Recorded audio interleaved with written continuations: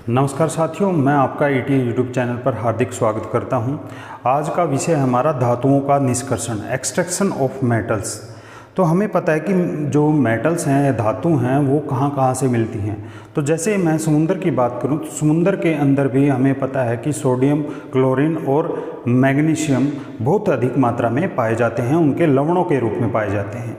ठीक है। ऐसे ही पृथ्वी के भूपर्पटी में भी बात करूं तो जो बहुत सारी जो धातुएं उनके कंपाउंड्स या स्वतंत्र अवस्था में पाई जाती है, जिनको हम क्या बोलते हैं, खनिज बोलते हैं। और उन्हीं खनिजों में कुछ खनिज ऐसे होते हैं जिनमें धातुओं की मात्रा बहुत अधिक होती है, जिनमें धातुओं की मात्रा बहुत अधिक होती है, उसे हम क्या कहते हैं, और कहते हैं अयस्क कहते हैं। उन अयस्कों से जो धातु निकालना क्या होता है, अधिक मात्रा में मिलती है, तो उनसे जो है बिल्कुल जो लाभकारी होता है और बिल्कुल ज़्यादा मात्रा में जो है धातु निकाली जाती है। ठीक है। तो आइए धातु के निष्कर्षण के बारे में बात करते हैं। धातुओं का निष्कर्षण, धातुओं को कैसे उनके अयस्कों से, उनके जो है यौगिकों से, औरों से, और जो होती हैं उनसे कैसे निकालते हैं। तो जैसे कि मैंने बताया कि जो धातु है समुद्र के अंदर भी, सी के अंदर भी क्या है, जो है हमें पता है कि सोडियम, क्लोरीन और मैग्नीशियम, यही इनका ऑर्डर है भाई। सबसे ज़्यादा जो है सोडियम, फिर क्लोरीन और फिर मैग्नीशियम मिलती है समुद्र के अंदर। इनके लवणों के रूप में होती है, ये साल्ट के रूप में होती है। ठीक है, लवण जिसको हम बोलते हैं। तो इनको भी हम एक्सट्रैक्ट करते हैं। ठीक है। उसके बाद जो होता है पृथ्वी की भूपर्पटी में क्या है, पृथ्वी की भूपर्पटी, यहाँ पे भी बहुत सारी जो है धातुएं उनके जो हैं या तो स्वतंत्र अवस्था में तत्व ही मिलता है या फिर उनके यौगिकों के रूप में मिलती हैं, कंपाउंड के रूप में मिलती हैं। उन्हें हम क्या कहते हैं, खनिज कहते हैं। क्या कहते हैं, खनिज कहते हैं। जब जो है धातु या उसके यौगिक पृथ्वी की भूपर्पटी में पाए जाते हैं, ठीक है, धातु तत्व या उसके यौगिक पृथ्वी की भूपर्पटी में पाए जाते हैं, तो उसे हम खनिज कहते हैं, जिनको हम खनन करके जो है निकालते हैं। ठीक है। उन खनिजों को, अब जिन खनिजों में क्या होता है, जिन खनिजों में धातु की मात्रा अधिक होती है, धातु की मात्रा अधिक होती है, उसे हम अयस्क बोलते हैं। क्या बोलते हैं भाई, अयस्क। अयस्क बोलते हैं, जिसको हम जो है इंग्लिश के अंदर जो है और ही कहते हैं, और कहते हैं। तो इनमें क्या है, धातु की जो मात्रा है अत्यधिक होती है। इसका मतलब इनसे धातु को प्राप्त करना ज़्यादा लाभकारी होता है और ज़्यादा धातु को प्राप्त किया जा सकता है। ठीक है। तो ये हमने देखा। अब हम देखते हैं कि धातुओं को किस प्रकार से हम, क्योंकि हमें पता है कि सभी धातुओं को उनके यौगिकों से प्राप्त करना जो है एक ही तरीके से प्राप्त नहीं किया जा सकता। उनके विभिन्न विभिन्न जो हैं तरीके होते हैं। वो किस पे डिपेंड करता है, उनकी रिएक्टिविटी पे डिपेंड करता है। तो हमने धातुओं के पहले, इससे पहले वाले जो लेक्चर हैं वहाँ पे हमने धातुओं के फिजिकल प्रॉपर्टी जो है, भौतिक गुण, रासायनिक गुण हमने अच्छी तरह से पढ़ लिए थे। तो उन्हीं का प्रयोग करके हमने उनके यौगिकों से धातुओं को निकालना है। ठीक है। तो एक बार जो है हम उनकी रिएक्टिविटी टेबल जो थी हमारी, उसको भी रिवाइज कर लेते हैं। अभिक्रियता श्रेणी, क्या, अभिक्रियता श्रेणी, इसको भी हम जो है देख लेते हैं। क्या था, मैंने बिल्कुल ही आसान तरीके से बताया था कि पोषो कमाल मानस है, पोषो कमाल मानस है, जिद करके फ्राक पहन के हाहाकार मचाकर सो गया पिट के। भाई ऐसे तो लोग उसको जो है सोने नहीं देंगे, क्योंकि हाहाकार मचा दी, लोगों की जो है नींद खराब कर दी, तो उसको जो है पीट के सुलाना पड़ेगा। ठीक है। तो इस तरह से हमने जो है आसान से वो सीख लिया था। क्या, पोषो, पी सोडियम, पोटासियम, सोडियम, उसके बाद कैल्शियम का मा, तो यहाँ पे क्या हो जाएगा मैग्नीशियम, फिर कामाल CaMaL, ठीक है, का फॉर कैल्शियम, फिर मैग्नीशियम और फिर एल्यूमिनियम, ठीक है। कमाल मानस का मतलब यहाँ पे ये हमने मैग्नीज के लिए लिया है, नोट की मैग्नीशियम, ठीक है। मानस क्या, फिर इसने क्या किया, जिद करके जिंक और क्रोमियम, जिद करके क्या, फराक Fe फेरस, ये आयरन होता है हमारा, फ्रॉक पहनकर Pb लेड पहनकर हाहाकार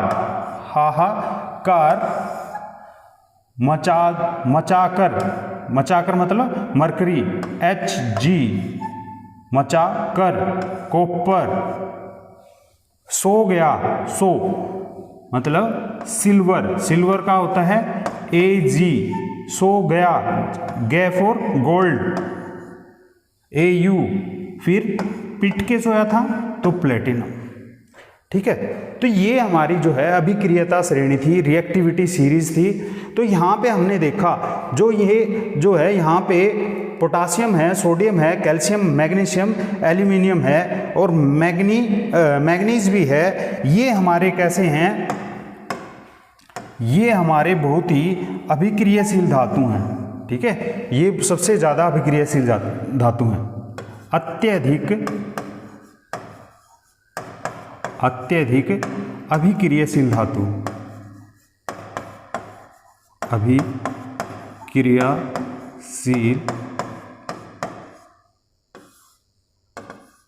धातु, ठीक है। ये बहुत ही ज़्यादा अभिक्रियाशील धातुएं हैं। हमने देखा था ये जो है पानी के साथ भी, वायु के साथ भी, जो हवा के साथ भी बहुत ज़्यादा अत्यधिक जो है रिएक्शन करती हैं और यहाँ से ऊष्मा भी निकलती हैं। और ये अत्यधिक अभिक्रियाशील धातुएं यौगिक विलयनों से उनकी जो बेसिक धातु होती है, तत्व होता है, उसको हटा देती हैं और ये उनकी जगह अपना स्थान ले लेती हैं। तो यहाँ पे मैं बात करूँ तो जिंक है, क्रोमियम है, आयरन है और लेड है, ये मध्यम अभिक्रियाशील धातु हैं। ये क्या है भाई, मध्यम अभिक्रियाशील धातु, मध्यम अभिक्रियाशील।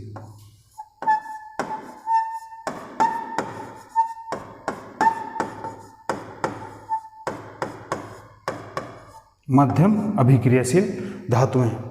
अब जो ये हाइड्रोजन है, ये हमारा जो है धातु नहीं है। तो यहाँ पे मैं बात करूँ, हमारा जो कॉपर है, सिल्वर है और यहाँ पे गोल्ड और प्लेटिनम, ये कम अभिक्रियाशील धातु हैं। कॉपर जो है कई बार जो है रिएक्शन भी कर लेता है, लेकिन जो सिल्वर भी कर लेता है, सिल्वर सल्फाइड बनाता है और कॉपर जो है कार्बोनेट बना देता है, ठीक है। तो यहाँ पे ये कम अभिक्रियाशील, और जिसको मैं कह सकता हूँ निम्न अभिक्रियाशील धातु,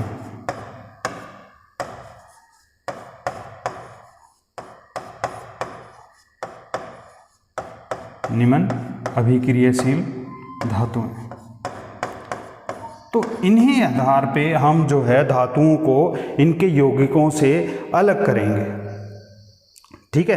तो सबसे पहले जो है हम देखेंगे कि भाई जो अत्यधिक अभिक्रियाशील धातुएं हैं उनको हम उनके यौगिकों से कैसे निकाल सकते हैं। तो इनके लिए हम एक ग्राफ बनाएंगे। तो हमने उस ग्राफ के लिए भी हम देख लेते हैं। तो हमें क्या पता है, सबसे पहले हमारे पास क्या था, आयशक था और थी, ठीक है, आयशक। इसके लिए ग्राफ बना लेंगे हम, आयशक है, ठीक है। तो यहाँ से आयशक से उसके अंदर क्या है, अशुद्धियाँ मिली होती हैं, और के अंदर जो है अशुद्धियाँ मिली होती हैं, रेत मिट्टी मिला होता है, जिनको हम क्या कहते हैं, आयशक के अंदर जो अशुद्धियाँ मिलती हैं उसको हम गैंग बोलते हैं। गैंग, जो रेत मिट्टी होता है ना, उसको हम क्या कहते हैं, गैंग, GANGUE, गैंग बोलते हैं भाई। आयशक के अंदर जो रेत मिट्टी होता है या अशुद्धियाँ जिसको हम कहते हैं, उसको हम गैंग बोलते हैं। तो सबसे पहले तो वही रिमूव करना पड़ेगा, वही हमें हटाना पड़ेगा। उस प्रोसेस को हम क्या कहते हैं, अयस्कों का सांद्रण, अयस्कों का सांद्रण, ठीक है। Removal of unwanted material such as sand, soil from the ore is called gangue, concentration of ore, ठीक है। तो यहां से अब हमारे पास जो है रेत मिट्टी से हटाए हुए जो है कंपाउंड हमारे को मिल गए हैं, तो इनको हमने 3 प्रकार से जो है डिवाइड किया था, वो भी हम देख लेते हैं एक बार, ठीक है। तो यहां पे ये क्या है भाई, अधिक अभिक्रियाशील, क्या है, अधिक अभिक्रियाशील,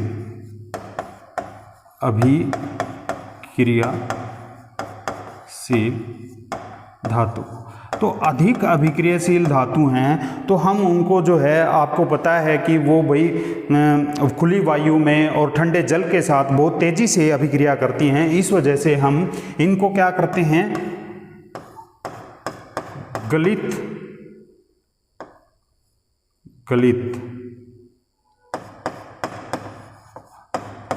धातु का विद्युत अपघटन करते हैं। क्या करते हैं, विद्युत अपघटन। ऐसा करने से हमें यहाँ पे क्या है, शुद्ध धातु मिल जाती है। क्या मिल जाती है, शुद्ध धातु मिल जाती है। यहाँ पे गलित अवस्था में, गली हुई अवस्था में उनका विद्युत इलेक्ट्रोलिसिस करते हैं। इलेक्ट्रोलिसिस की हेल्प से जो है फिर एक धातु को जो है हम एनोड और कैथोड बना देते हैं। वो हम बाद में सीखेंगे कि एनोड क्या होता है और कैथोड क्या होता है, ठीक है। उससे पहले हमने यही देखना है कि भाई किन किन तरीकों से हम इनको निकाल सकते हैं। तो हम गलित धातु का क्या करते हैं, विद्युत अपघटन करते हैं। यहाँ से हमें शुद्ध धातु जो है मिल जाती है, ठीक है। अब हम जो है यहाँ से देख लेते हैं मध्यम अभिक्रियाशील, क्या, मध्यम अभिक्रियाशील धातु, अभिक्रियाशील धातु। इनको कैसे हम निकालते हैं ये भी देख लेते हैं। तो यहाँ से हमने क्या करना है, जो मध्यम अभिक्रियाशील धातुएं हैं वो सल्फर के साथ मिलकर सल्फाइड बना देती हैं और कार्बोनेटों के साथ मिलकर कार्बोनेट बना देती हैं। तो 2 तरह से हम इनको निकालेंगे। तो सबसे पहले तो यहाँ पे धातु सल्फाइड की बात करते हैं, सल्फाइड, ठीक है। क्योंकि पृथ्वी के जो हैं भूपट्टी में मिलती हैं, तो वहाँ पे प्रेजेंट जो ऑक्सीजन होती है, ऑक्सीजन जो विद्यमान होती है, और या हम बात करें सल्फर, तो उनके साथ ये रिएक्शन कर लेते हैं कार्बन वगैरह के साथ में। तो यहाँ से धातु सल्फाइड हो गए और यहाँ पे धातु के कार्बोनेट, क्या, धातु कार्बोनेट, ठीक है। ये धातु के सल्फाइड। अब हमें पता है कि धातु के जो सल्फाइड होते हैं उनको एयर की प्रेजेंस में, ऑक्सीजन की प्रेजेंस में, बहुत अधिक मात्रा में ऑक्सीजन की प्रेजेंस में, उपस्थिति में इनकी रिएक्शन करवाते हैं। तो यहाँ से हमें क्या हो जाता है, उस प्रोसेस को हम क्या कहते हैं, भर्जन। क्या कहते हैं, भर्जन कहते हैं। भाई धातु के सल्फाइडों को ऑक्सीजन की प्रेजेंस में गर्म करके, ठीक है, उनके सल्फाइडों को अलग करना, उस प्रोसेस को हम भर्जन कहते हैं। इसको इंग्लिश में जो है रोस्टिंग भी कहते हैं। क्या कहते हैं, रोस्टिंग, ठीक है। तो यहाँ पे जो सल्फाइड थे वो हट जाएंगे और यहाँ पे ऑक्साइड मिल जाएंगे, क्योंकि जो है धातु को उनके सल्फाइड और कार्बोनेटों की बजाय उनके ऑक्साइडों से प्राप्त करना आसान होता है, ठीक है। उनके जो हैं सल्फाइड होते हैं और जो कार्बोनेट होते हैं, उनके कंपैरिजन में अगर हमारे पास उनके ऑक्साइड हैं, धातुओं के ऑक्साइड हैं, तो उनसे हम धातु को जो है जल्दी प्राप्त कर सकते हैं। तो ये इस प्रोसेस को हम क्या कहेंगे, भर्जन कहेंगे। और यहाँ पे अब क्या मिल जाएंगे, भर्जन से हमें धातु के ऑक्साइड मिल जाएंगे, ठीक है। अब यहाँ से क्या मिल जाएगा, धातु कार्बोनेट से यहाँ से हमें जो है ऑक्सीजन की प्रेजेंस नहीं करनी है, ज़्यादा मात्रा में ऑक्सीजन नहीं देनी है, लिमिटेड अमाउंट ऑफ ऑक्सीजन देनी है यहाँ पे, सीमित मात्रा में ऑक्सीजन प्रोवाइड करवानी है, वहाँ से क्या हो जाएगा, कार्बोनेट जो हैं, ये जो हैं कार्बोनेट हट जाएंगे यहाँ से, और इस प्रोसेस को धातु को, कार्बोनेटों को वायु की सीमित मात्रा में गर्म करना क्या कहलाता है, कैल्सिनेशन कहलाता है, हमारा निष्पातन कहलाता है। क्या कहलाता है, निष्पातन। निष्पातन क्या कहलाता है, निष्पातन। ठीक है, और यहां से हमें क्या प्राप्त होता है, धातु ऑक्साइड। क्या मिलता है, धातु ऑक्साइड। यहां से हमें धातु ऑक्साइड मिलता है। ठीक है, और ये धातु ऑक्साइड, हमें पता है धातु के ऑक्साइड को जो है कार्बन जैसे अपचायक रिड्यूसिंग एजेंट का प्रयोग करके हम इनको यहाँ से शुद्ध धातु प्राप्त कर सकते हैं। क्या, यहाँ पे हमने इनका क्या करना है, अपचयन करना है, रिडक्शन करवाना है, उसके बाद में यहाँ पे हमें क्या मिल जाएगी भाई, शुद्ध धातु मिल जाएगी। क्या मिल जाएगी, शुद्ध धातु मिल जाएगी। ठीक है, इस तरह से हमने देखा जो मध्यम अभिक्रियाशील धातुएं हैं, पहले हमने उनको जो है सल्फाइड और कार्बोनेटों से अलग करना है, क्योंकि जो है धातु को उनके ऑक्साइडों से प्राप्त करना आसान होता है बजाय कि धातु के सल्फाइड और कार्बोनेटों से प्राप्त करना। ठीक है, तो यहाँ से हमने इनको ध्यान कैसे रखना है, देखो यहाँ पे इनको मैं क्या बोलता हूँ, कैल्सिनेशन भी बोलता हूँ, कैल्सिनेशन। ठीक है, तो यहाँ पे कैल्सिनेशन कैसे याद रखना है हमने, जैसे कार्बोनेट है तो कार्बोनेट सी, कार्बोनेट, तो यहाँ पे क्या है, कार्बन आ रहा है, तो ये कैल्सिनेशन हो गया। तो इस प्रोसेस को धातुओं के कार्बोनेटों को ऑक्सीजन के लिमिटेड प्रेजेंस में, सीमित वायु में गर्म करना क्या होता है, कैल्सिनेशन, ऐसे याद रख सकते हैं। और रोस्टिंग, रोस्ट मतलब भूनना होता है, भूनने का मतलब भाई बहुत ज़्यादा गर्मी देनी है और इसका मतलब बहुत ज़्यादा ऑक्सीजन देनी है, तो वहाँ पे क्या हो जाएगा, रोस्टिंग हो जाएगा, जिसको हम भर्जन कहते हैं, भूनना कहते हैं। ठीक है, तो यहाँ से ऑक्साइड मिल जाएंगे, ऑक्साइडों को जो है फिर रिड्यूस करवा देंगे, अपचयन करवा देंगे, और वहाँ से हमें शुद्ध धातु मिल जाएगी। ठीक है, अब जो है लास्ट में होता है जो हमारे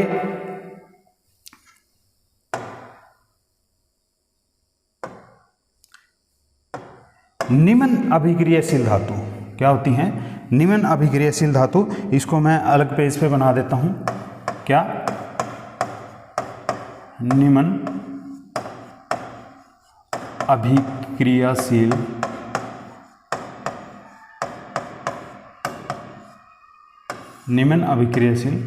धातु।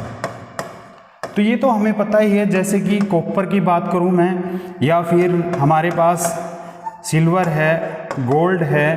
ठीक है, सिल्वर है, गोल्ड है, ये कम अभिक्रियाशील धातुएं हैं। तो इनको ये कई बार हमें पता है, क्या, कॉपर है, सिल्वर है, सिल्वर सल्फाइड भी बनाता है, और कार्बन जो है जो कार्बोनेट बना देता है। तो सबसे पहले जो है हमने क्या करना है, इनको भाई भर्जन करवाना है। इनका क्या करवाना है, भर्जन, रोस्टिंग। तो अभी पढ़ के आए थे हम, क्या करवाना होता है, अगर हमारे पास जो है कार्बोनेट और सल्फाइड हैं तो उनका हमने क्या करवाना पड़ेगा, तो यहाँ पे सल्फाइड है तो क्या करवाना पड़ेगा, रोस्टिंग करवानी पड़ेगी। ठीक है, तो ये रोस्टिंग होगी। रोस्टिंग के बाद इसका क्या है, अपचयन करवाना पड़ेगा। ठीक है, क्योंकि ऑक्साइड को हमने हटाना है, ऑक्सीजन को हटाना क्या होता है, रिडक्शन होता है, अपचयन होता है। अपचयन करने के बाद हमें क्या है, जो है धातु मिल जाती है। क्या मिल जाती है, धातु। लेकिन इस धातु के अंदर भी कुछ मात्रा में जो है हमारे अशुद्धियाँ होती हैं, उनको भी हटाना होता है। वो कैसे हटाते हैं हम, परिष्करण करके, परिष्करण करके। ठीक है, तो इस तरह हमने जो है धातुओं को उनके कंपाउंडर से, उनके यौगिकों से अलग करना है। ये उनके तरीके हैं कि हम किन किन तरह से अधिक अभिक्रियाशील, मध्यम अभिक्रियाशील धातुओं और निम्न अभिक्रियाशील धातुओं को उनके यौगिकों से कैसे अलग कर सकते हैं। ठीक है, हमने देखा कि भाई निम्न अभिक्रियाशील धातुएं हैं, उनको हम कैसे निकाल सकते हैं। ठीक है, तो ये एक हमने जो है यहाँ से जो है टेबल बना दी है, ठीक है। ये टेबल जो है ये भी आप जो है ये एक टेबल है, इसको आप नोट भी कर सकते हो अच्छी तरह से, ठीक है। आप इसको जो है स्क्रीनशॉट ले सकते हो इसका और अपनी जो है नोटबुक में इसको निकाल सकते हैं। तो यहाँ पे हमने देखा था अधिक अभिक्रियाशील धातुएं हैं, गलित धातु का क्या करते हैं, विद्युत अपघटन करते हैं इलेक्ट्रोलिसिस की हेल्प से, वहाँ से हमें शुद्ध धातु मिल जाती है। तो मध्यम अभिक्रियाशील धातुएं थी, धातु के सल्फाइड बनाए, तो वहाँ पे सल्फाइड को हमने देखा था वायु की जो है अधिक मात्रा देके क्या करना है, उसको भर्जन करना है, रोस्टिंग बोलते हैं इस प्रोसेस को, ठीक है। तो यहाँ से कार्बोनेट है तो उसको एयर की लिमिटेड अमाउंट में हम क्या करते हैं, हीट करते हैं, जिसको हम कैल्सिनेशन बोलते हैं, ठीक है। और कैल्सिनेशन जो है कार्बन से calcination, C for carbon, C for calcination, इस तरह से आपने याद रखना है। और धातुओं के फिर यहाँ पे क्या है, ऑक्साइड मिल जाते हैं, ऑक्साइडों से हमें पता है उनका रिडक्शन करवाते हैं, अपचयन करवाते हैं, तो शुद्ध मात्रा में शुद्ध धातु हमें मिल जाती है। तो निम्न अभिक्रियाशील धातुएं हैं, हमने देखा था उनके सल्फाइड कई बार सल्फाइडों के रूप में मिल जाती हैं। तो सल्फाइडों से यहाँ पे हमने देख लिया था, उसको जो है रोस्टिंग करवाना है, भर्जन करवाना है, फिर अपचयन और फिर धातु मिल जाती है, ठीक है। तो इसको आप जो है नोट कर सकते हैं, इसका जो है यहाँ से आप इसका जो है एक स्क्रीनशॉट ले सकते हैं, ठीक है। तो आज के लिए इतना ही, नेक्स्ट लेक्चर में हम जो है एक अन्य विषय के साथ फिर हाजिर होंगे, तब तक के लिए धन्यवाद।